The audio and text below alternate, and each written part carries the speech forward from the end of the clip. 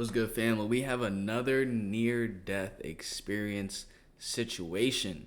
We have man dies on operating table and is shown the city of heaven.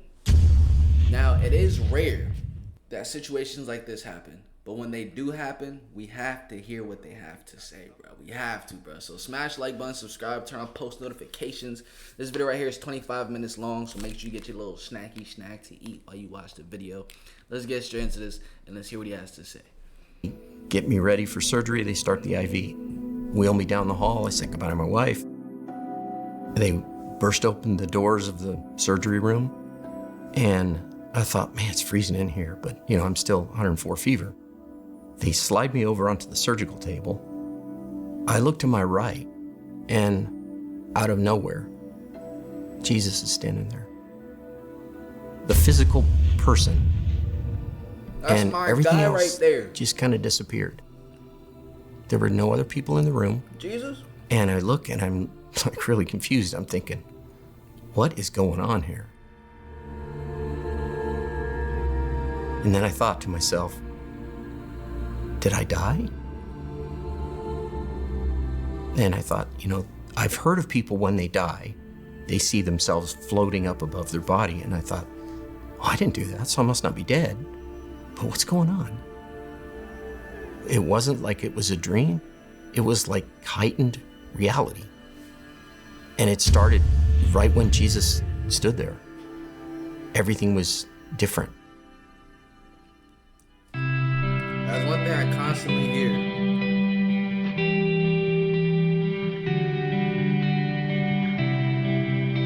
Is that the reality after this reality is usually like, it feels more real.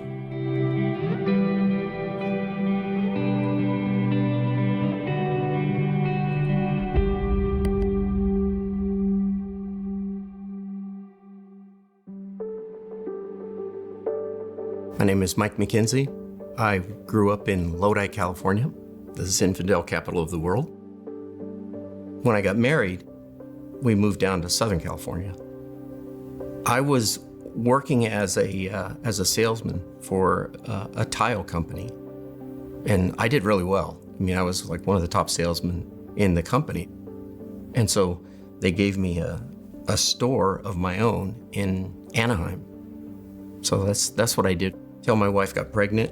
Then we decided to move back up to Central California and raise a family up there. We ended up raising 4 kids, and they were all real athletic. They all played sports, did a lot of coaching. Damn, if you don't have kids yet, comment down below how many kids you want to have. You know what I'm saying? I'm shooting for like 2, 3, 4, 5, 6, 7, 8, maybe. You know what I'm saying? Maybe. Soccer and football and baseball especially.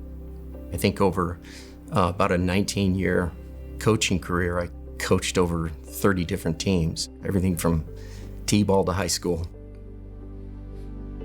My oldest son, Ben, was going to school in Santa Barbara. He graduated. He got his license to be a nuclear medicine technologist, and he met someone in church, and they decided to get married. It was the last weekend of summer before the younger kids had to go back to school. Wedding was set for a Saturday. We thought we'd go down there on a Wednesday because, we wanted to kind of make it a short little mini vacation, say goodbye to summer and, before the kids go back to school. So we got there on a Wednesday afternoon. And of course, my 2 younger boys brought their wiffle balls and bats, and they saw this big park right next to the hotel. So the kids said, hey, Dad, we're gonna go play some home run derby. Why don't you come and join us after you get checked in? So I said, yeah, okay, sounds good. And we played baseball, just hung out and played for probably a couple hours. That night, I started feeling like I was getting sick, like I was coming down with the flu. And I thought, great time to get a flu right before your son's wedding. Didn't think much of it because it wasn't that bad. But then Thursday, I just kept thinking, man, my stomach's getting worse and worse.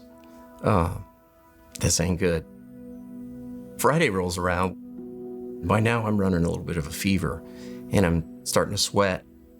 We Made it through the rehearsal dinner, and I was joking around with some of the guests. I said, I'm getting the flu, but this thing's costing me a lot of money. So I'm gonna have one of every dessert. I'm having your leftovers, and I'm getting my money's worth. We left, we went back to the hotel. My son and I are sitting at the bar. He's in the medical field, so he's trying to diagnose what's going on with me. And he says, have you had your appendix out? And I said, well, I don't think it's my appendix, because they always say you have that point tenderness, like when your appendix swell up, there's one spot on your abdomen that you push on and it hurts really bad. That didn't happen with me. But I thought, it just didn't make sense. I decided at about 1 a.m. to go to Quick Stop and get some Tylenol, kind of break that fever. So I came back home, took the stuff, and it didn't work. The Tylenol cut the pain a little bit, but I was still running a pretty good fever. But, now I'm sweating pretty bad. I didn't sleep at all that night, not 1 week before my son's wedding. I was starting to look pretty pale. We get through the whole wedding, and then a few of the guests start leaving, and I said, guys, I gotta go get checked out. Something's really bad wrong. So we drove to the hospital. I finally get back to see the nurse in the ER, and she takes my temperature. It was 104.3. I was feeling just miserable. Miserable. I hadn't slept in over 24 hours. And she's poking around on my abdomen. She says, does that hurt? And I said, no, it doesn't. And she takes out this little mallet, like what they check your reflexes with. She taps on the bottom of my foot. And she says, does that hurt? And I kind of laughed. I said, no. And she tapped the other foot. And man, the pain in my abdomen made me scream. And she says, okay, that's your appendix. I'm gonna call a surgeon. She says, have you done any physical activity lately? And I said, oh, I played baseball with the kids Wednesday afternoon. And her expression changed. She says, Wednesday? This is Saturday night. And she's thinking Thursday, Friday, Saturday, 3 days. If my appendix ruptured when I was playing baseball, 3 days later, I'm in trouble. About a half an hour later, a surgeon comes in. He says, your white blood cell count is really high. So I think your appendix have probably ruptured. And he says, if they ruptured, Wednesday, we got to get in there quick. It's crazy how the most unthinkable things can happen doing the most random things at the most random time. It's wild. They get me ready for surgery. They start the IV. They wheel me down the hall. I said goodbye to my wife. They burst open the doors of the surgery room. And I thought, man, it's freezing in here. But, I'm still 104 fever. And I was sweating, but I thought, gosh, it's so cold. How do these people work in this condition? They slide me over onto the surgical table. And I thought, this thing is tiny. I'm going to fall out. I felt like I had nowhere to put my hands. I looked to my right, and out of nowhere, Jesus is standing there. The physical person. And everything else right just kind of disappeared. There were no other people in the room. And I look and I'm really confused. I'm thinking, what is going on here? And then I thought to myself, did I die? And I thought, I've heard of people when they die, they see themselves floating up above their body. And I thought, oh, I didn't do that, so I must not be dead. But what's going on? It wasn't like it was a dream. It was like heightened reality. And it started right when Jesus stood there. Everything was different.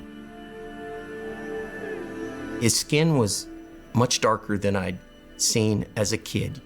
He almost looked like an Arab man. He was wearing a white robe. He had like wavy brown hair. And he had these dark greenish blue eyes. And when those eyes looked into my eyes, he looked into my soul. I could just feel this love emanating from this man. That was what convinced me that it was Jesus. Everything about him just radiated love. He holds out his hand and he says, I want to answer your prayer. And I'm thinking, my prayer, what the heck?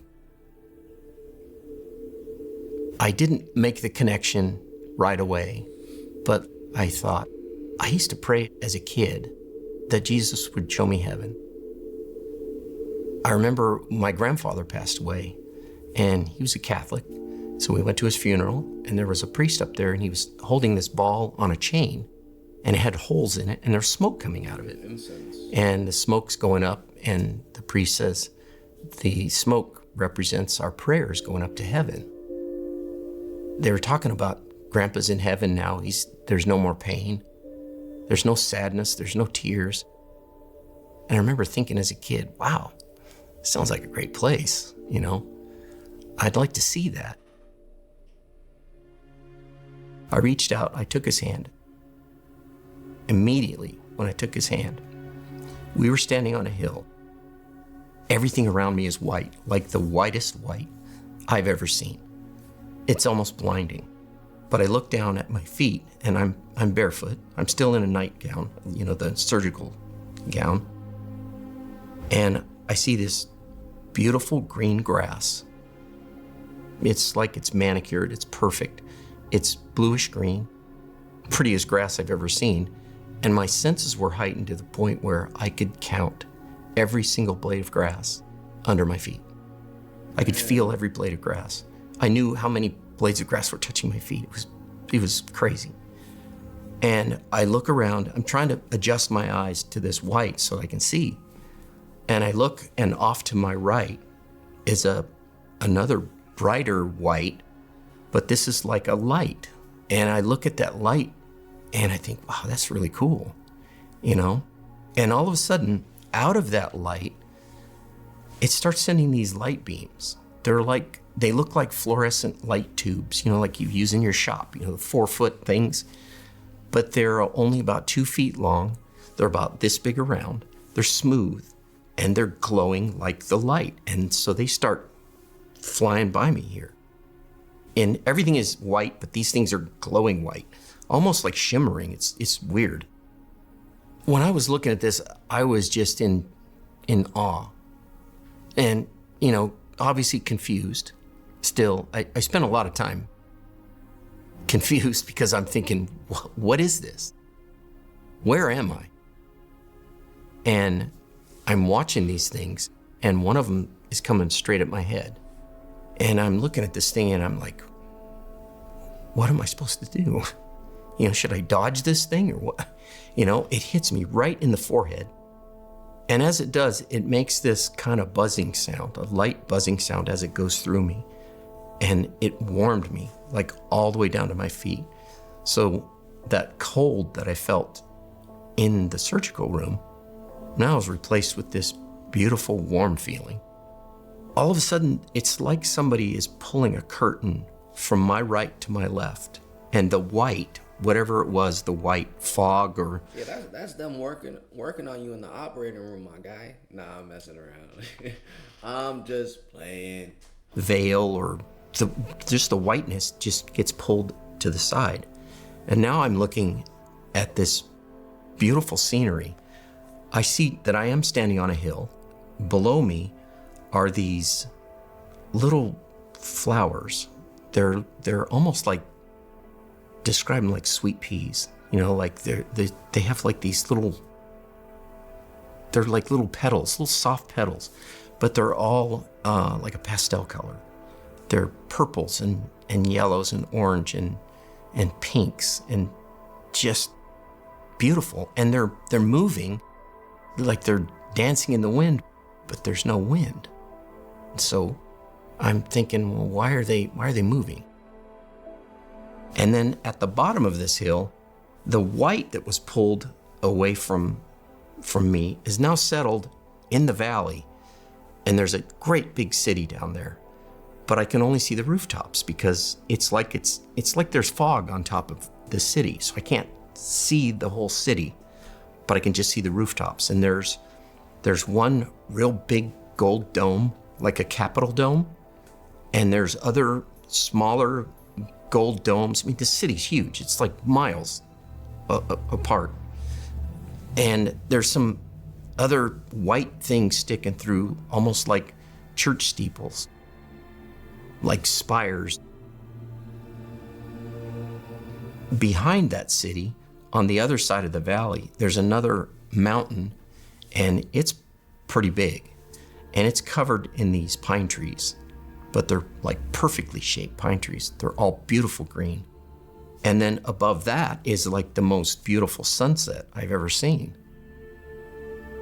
Right above the trees, it was like reds and oranges and yellows. And then it turned into the purples and greens and blue, like bright blue at the very top.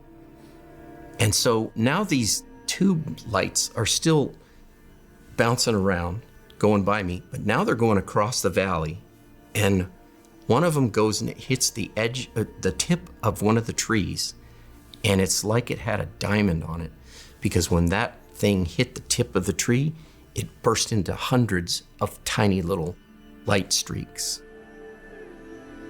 And pretty soon, the whole mountain is lit up with these bursting white beams of light, and they kept going too. They would go all over the place. I mean, it was like a big giant fireworks show, but it was all white, like glowing fluorescent white. You know, I'm just looking at it, just going, this is amazing. And when I look back at the light where they were starting from, emanating from, Jesus says to me, it's the glory of the Lord.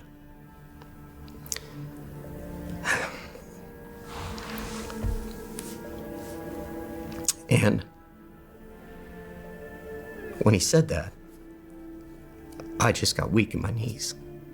And I fell to my knees. And with the instant my knees hit the ground, they shocked me and they brought me back. What? Glory! So now instead of this beautiful scenery, I've got a doctor leaning over me wearing a mask. And he says, do you know? Now instead of this beautiful scenery, I got this ugly ass doctor in front of me looking at me all confused and shit. Your name? I opened my mouth to talk, and my mouth was just so dry. But I was able to get out the words, Mike. And he says, oh, good. He says, do you know where you are? And now I'm confused again, because I'm thinking, well, where's Jesus? Where's heaven? Where's the scene? You know? And he says, again, do you know where you are? And I'm running through my mind, okay. Oh, the wedding. Oh, yeah, well, I'm in Ventura. So I said, Ventura.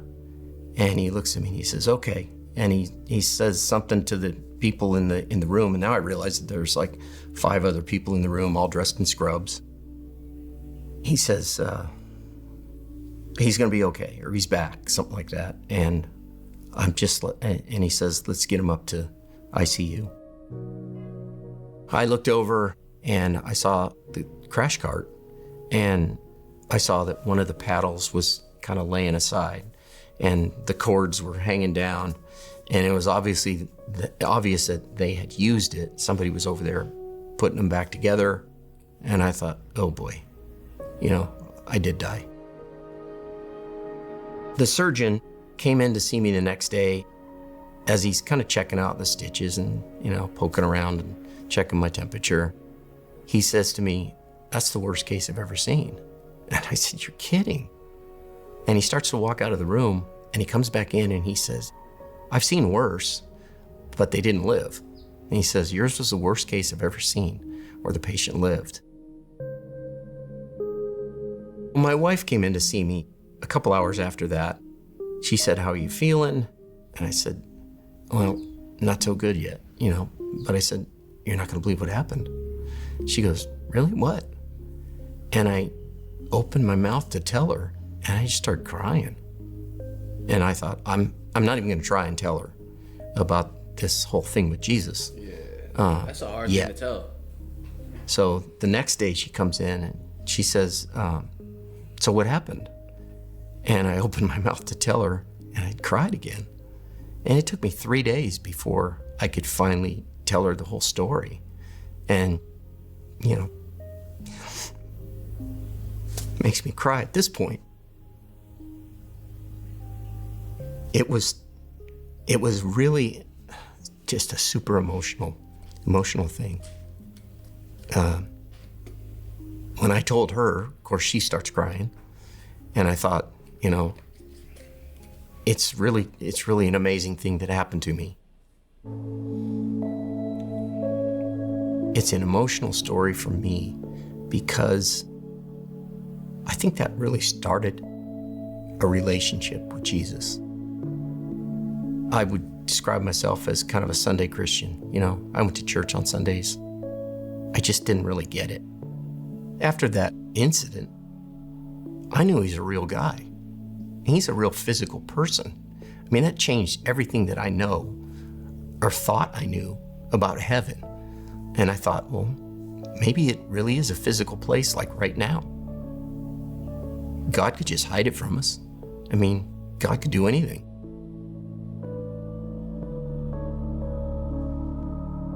I was on a liquid diet for probably 6 days. I was still running a fever, and until you get down to normal, they're not going to let you go. And so at some point, the doctor said, okay, put him on semi-solid food. Let's see how he does. So one of the first things he gave me to eat was a banana. And I thought, okay, finally I get something other than beef broth, because I spent 12 days in the hospital. I lost 34 pounds. I mean, I was a rail. So I was so happy to get that banana. And as I start peeling this banana, it's like God's creation just hit me like a ton of bricks. And I start bawling. And I'm thinking, I'm eating something that grew out of the ground, out of the dirt, from thousands of miles away, and it's gonna help me get healthy again. It was like the weight of that creation just hit me. Walking's big in the hospital. After you've had surgery, they want you on your feet. And I remember the nurse comes in and he says, I need you to get up and walk. Today's the day you're gonna walk.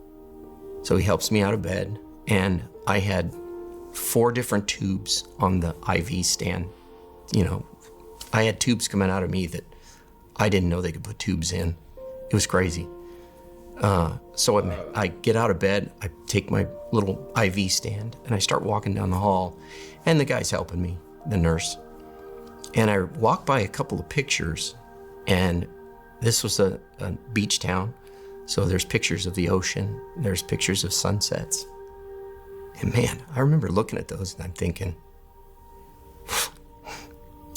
what have I been missing? I'm just so stressed out. And it just changed everything. Changed the way I look at life. Here's the way I describe my life before the NDE. I'd go to work early in the morning, very stressful job. I was a superintendent for a real estate development company, and I had between 30 and 35 houses at different stages of construction. I would come home, I would throw the baseball equipment or whatever in the back of the truck, race off to a baseball game or practice, and somewhere along the line try and figure out where we're gonna get dinner, because we'd get done at 6:30. Kids had homework, that I had to help them with. And it was just lather, rinse, repeat every day. Same old thing, stress. One of the biggest changes for me after that NDE was I put into practice what I noticed in the hallways, walking back and forth and looking at those pictures. I thought, I'm just gonna slow down, I'm gonna stop, and I'm gonna enjoy every moment of my life. I'll be walking through a park or something, I'll see a flower, I'll bend down and smell the flower. I don't care who sees me or if they think it's weird or whatever. My phone is full of sunset pictures, full of pictures of flowers. I think I'm more like seeing the world through the eyes of a kid. Jesus didn't give me an assignment, but I think that's what he wants me to do, is tell everybody, slow down. Man, just appreciate the beauty of his creation. I think that's why we're created, to spread God's love. I'm nothing special. I'm not loved more by God than anybody. I I always tell people now, ask God to reveal himself to you, and he will. But be patient, because this one took 40 years. This prayer took 40 years to answer. But what's 40 years to God? Definitely not afraid of death. I always think now, when I do die for the final time and don't come back, I think Jesus is going to meet me on that hill. And he's going to say, let's go see what you didn't get to see that day. Let's spend some time in the city. I'll show you around. But I always say, but not today, not yet. Because there's a lot of life to live, you know. I mean, I have 13 grandkids. If I would have died back then, I wouldn't have met any of them.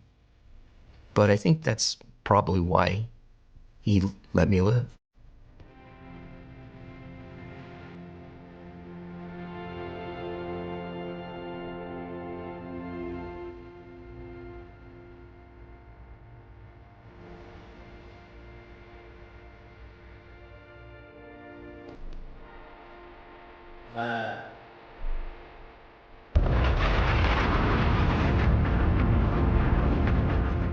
Hey, bruh. That was truly, truly a beautiful story right there. Beautiful experience. And there's a lot for us to take from it. I mean, like he said, the main lesson learned is just to slow down and appreciate the life that we have. Every breath that we're able to take, the sun every single day, the moon every single night, the beautiful faces that we see every single day. This is all God's creation that we can just slow down, and these are things that we don't recognize every day. But if we actually like take the time, not even take the time, but just open our eyes to it, it can completely change the way we live, so it doesn't feel as if it's a just rinse and repeat every single day. So this is a very, very powerful testimony. Shouts out to this man right here, because he's definitely, just through him sharing his story, he's definitely helping a lot of people out. He's definitely helping a lot of people out, and helping people change their perspective on life to appreciate it more. Hope you guys did enjoy this video. Smash the like button, subscribe, turn on post notifications, comment down below any thoughts or opinions that you do have on this video right here, or any experiences that you know of, because I do enjoy reading the comments. I'm going to catch you guys in the next one. Peace.